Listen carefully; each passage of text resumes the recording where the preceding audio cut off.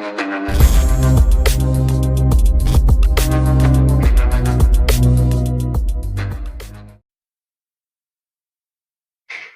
Everyone, welcome back to another video of your own channel. तो चलो, आज जो अपना टॉपिक है वो है एक्सटर्नल रिक्रूटमेंट।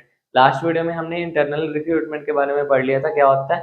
आज हम एक्सटर्नल रिक्रूटमेंट के बारे में पढ़ेंगे। आज हम पढ़ेंगे वेज ऑफ एक्सटर्नल रिक्रूटमेंट, कैसे लोगों को रिक्रूट कर सकते हैं हम अपनी कंपनी में, किस किस वे से, और उसके मेरिट्स और लिमिटेशन। तो चलो स्टार्ट करते हैं।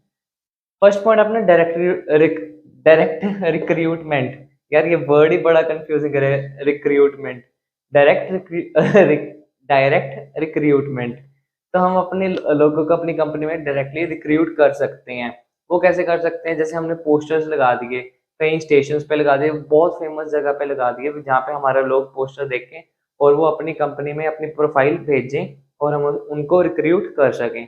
तो यह direct way of recruitment. Second point है कैजुअल कॉलर्स।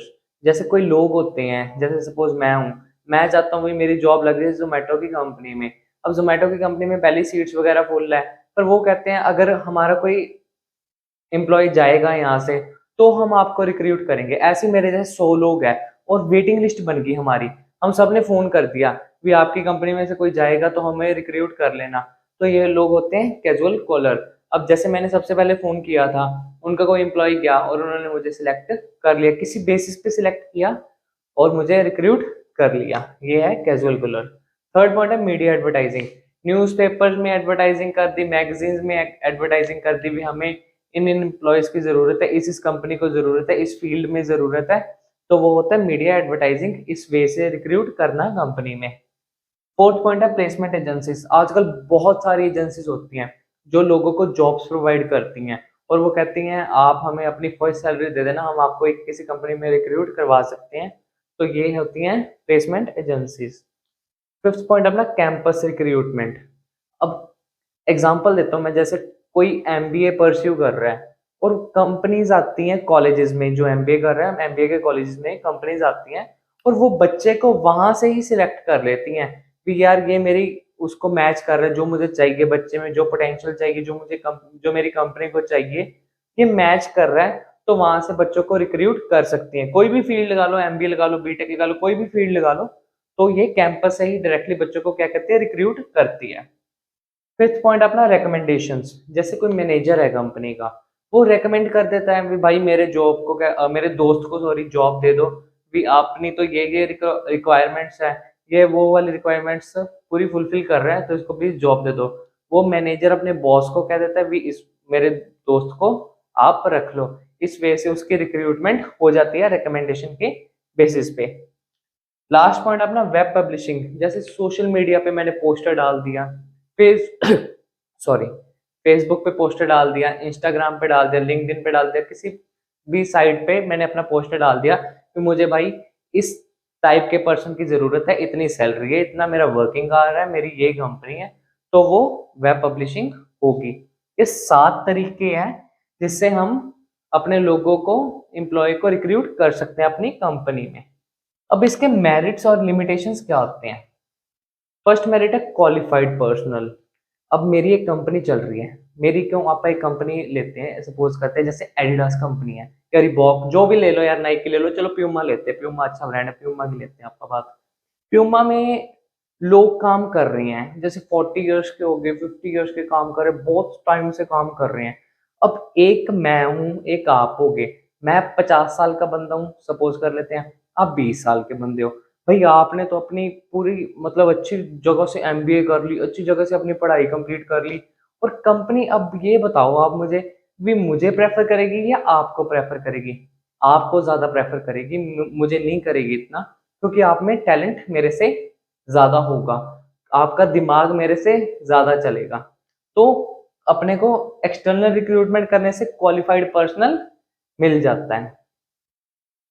सेकंड पॉइंट अपना वाइडर चॉइस। अब भाई कंपनी रिक्रूट करती है, उसके पास बहुत सारी चॉइस हो जाती है सिलेक्ट करने के लिए, उसके पास बहुत सारे लोग हो जाते हैं, कि इनमें से कोई एक सिलेक्ट कर ले और कंपनी बेस्ट सिलेक्ट करती है। सेकंड पॉइंट अपना वाइडर चॉइस। थर्ड है फ्रेश टैलेंट। ऑब्वियसली भाई एक बंदे ने अच्छी जगह पढ़ाई की और वो अपना दिमाग चलाएगा और वो अपने प्रोडक्ट, जो भी प्रोडक्ट है उसको कोई भी लेवल तक लेके जा सकता है, उसका दिमाग बहुत चलेगा। तो ये पूरा प्रॉपर क्या है, फ्रेश टैलेंट है। फोर्थ पॉइंट अपना कॉम्पिटिटिव स्पिरिट। ये कहते हैं अभी जैसे अपनी 20s में होते हैं तो अपना कॉम्पिटिटिव स्पिरिट, दिमाग बहुत ज्यादा चलता है, कंपटीशन करने की ईगरनेस अपने में बहुत ज्यादा होती है। तो ये आ गया अपना competitive spirit. Less chances of favouritism. अब एक कंपनी में बॉस है और पुराने मतलब बहुत सारे अपने पुराने एम्प्लॉयज कंपनी में काम कर रहे हैं, तो वो फेवरेटिज्म के चांस बन जाते हैं। सिंपल वर्ड्स में, अब जो एक बॉस है वो सेल्फिश हो सकता है किसी एम्प्लॉय की तरफ। अब जब अपने एम्प्लॉयज बारी बारी चेंज हो रहे हैं, न्यू रिक्रूटमेंट हो रही है एम्प्लॉयज की, तो वहां पे चांसेस ऑफ फेवरेटिज्म बिल्कुल ही खत्म हो जाते हैं। तो ये थे अपने मेरिट्स। अब अपना आता है लिमिटेशंस के बारे में। एक्सटर्नल रिक्रूटमेंट की लिमिटेशन क्या है? Dissatisfaction among existing staff. Dissatisfaction हो जाती है पुराने जो स्टाफ अपना काम कर रहे हैं उनके बीच में। डिससेटिस्फैक्शन तो आप ही होगी यार, जब फ्रेश टैलेंट आ गया उनको काम ज्यादा करना पड़ेगा, वेले वेले नहीं बैठ सकते, सिंपल सी बात है। जो कहते हैं वो दिमाग अब लगाना पड़ेगा, अगर दिमाग ना लगाओगे तो निकाले जाओगे। तो डिससेटिस्फैक्शन तो आप ही आ जाएगी आप में। आलसी तो पहले थे, अब आलसी नहीं रह सकते, सिंपल वर्ड्स में, ठीक है। Dissatisfaction among existing staff. Costly process. जो अपना ये एक्सटर्नल रिक्रूटमेंट है ये बहुत ही ज्यादा कॉस्टली और टाइम कंज्यूमिंग प्रोसेस है। ये बहुत सारे लोग आते हैं जो अपना कहते हैं हमारा इंटरव्यू ले लो, हमें सिलेक्ट कर लो, उनमें से बेस्ट चूज करना, अपने को प्रॉपर टाइम देना पड़ेगा उन लोगों पे। एक मैनेजर को प्रॉपर टाइम देना पड़ेगा तो ही वो सिलेक्ट बेस्ट करेगा। ये बहुत ही ज्यादा क्या है, लेंथी प्रोसेस है और ये कॉस्टली प्रोसेस भी बहुत ज्यादा है। Chances of wrong selection. कभी कभी ठीक है भाई, गलत सिलेक्शन हो सकता है, ऐसे नहीं है अभी हम भगवान है, अभी हम हमेशा सही चीज ही सिलेक्ट करेंगे, नहीं। चांसेस ऑफ रॉन्ग सिलेक्शन भी यहाँ पे है। तो ये थे अपनी लिमिटेशंस और ये थे अपने मेरिट्स। आज हमने क्या किया, एक्सटर्नल रिक्रूटमेंट के बारे में पढ़ा। एक्सटर्नल रिक्रूटमेंट क्या होती है, लोगों को एम्प्लॉय करना, बाहर से फर्म के अंदर से एम्प्लॉय करना बिल्कुल भी नहीं। तो हम कैसे कैसे लोगों को एम्प्लॉय कर सकते हैं, ये रहे हमारे 7 पॉइंट और उसके फायदे और नुकसान। तो ये था आज हमारा आज का topic. Thank you so much for watching.